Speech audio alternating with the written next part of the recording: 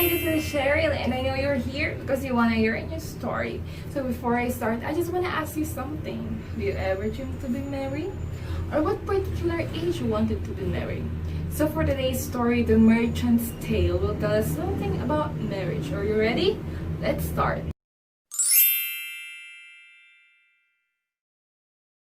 So once there was, dwelling in Lombardy in Italy, a worthy knight who had lived nobly for 60 years without a wife.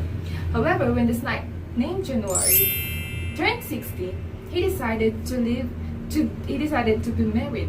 And he said, I want to be married now. Maybe I should start to look for prospects. And he does. He looked for prospects. And he's now convinced that a married life was the paradise on earth. And he said, maybe I should look for a young and beautiful wife.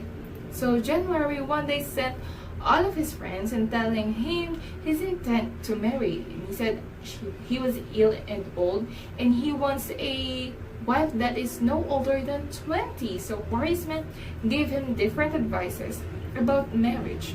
Some are praising it and some are arguing about it. And the core argument was between Placebo and Justinus. Placebo said that it would be excellent to marry a young wife, while Justinus insists that you should be more careful and more thoughtful about getting young wife, for young wife like to cuckold an old husband. So January gets mad to Justinus and he said that only cursed man will argue about marriage. And with that word, everyone arose and January began to prepare for his wedding. Fair women and fair bodies are passed through him like images. But eventually, January chose a one woman, which is, she's name is May. So he called his friend and he said that please do not argue with my decision. I want to be happy. But Justinus is very furious and he says that January, you should be careful because your married life might be your purgatory. But wedding has come and his wife May is in a lavish and joyous ceremony. Venus, the goddess of love and beauty, laughed at all of those guests and he says that January might be one of my knights, but tender yet wedded to the stooping age. She guessed that it's not true love. So, what happened next is at the end of the feast, men cast spices around the wedding house and everyone was full of joy except for Damian, who is the night squire or January's attendants, who happens to be so in love with the Lady May. Ooh. So visitors rode home and said their best wishes and thanks to January. Then January decided that he would go to bed with his wife. He kissed May very often, and his bristly beard scratching May's tender skin. And he said, I'm sorry for my actions, but I just want you to remember me, that I am your husband now and I can do whatever I want to your body. So the next day, January awoke and he drank bread of wine and sang very loud, while May is just quiet. However, Damian wrote a love letter to May that he pinned in the silk-purse next to his heart. One day, Damian does not attend January, and to cover him up, one squire go to January and he said that Damian was sick.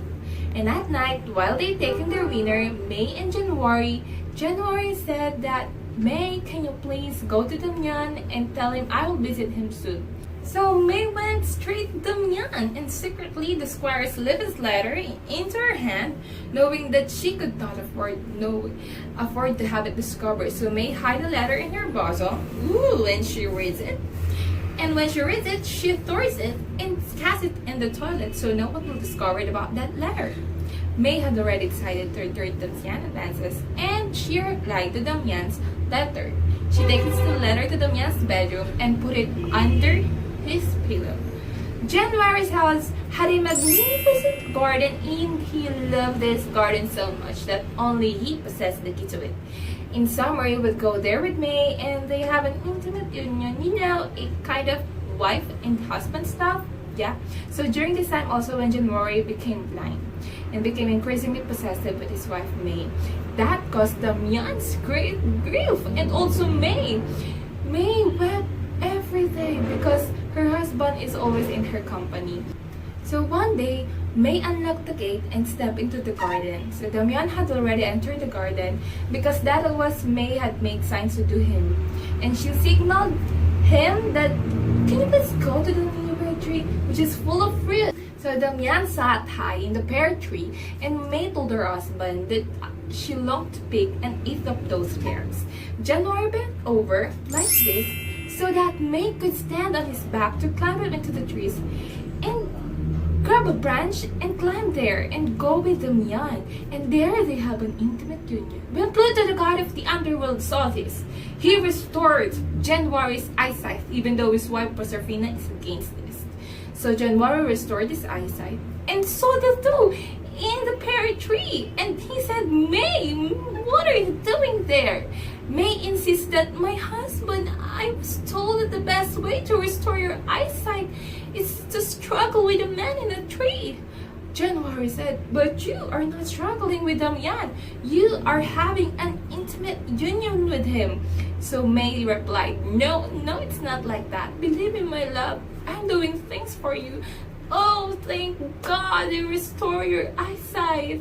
So January just persuades that May and Damian doesn't have an affair.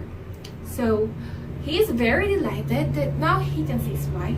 So he kisses May and he hugs May. And at the end, he stroked May on her stomach. And that is how our story ends.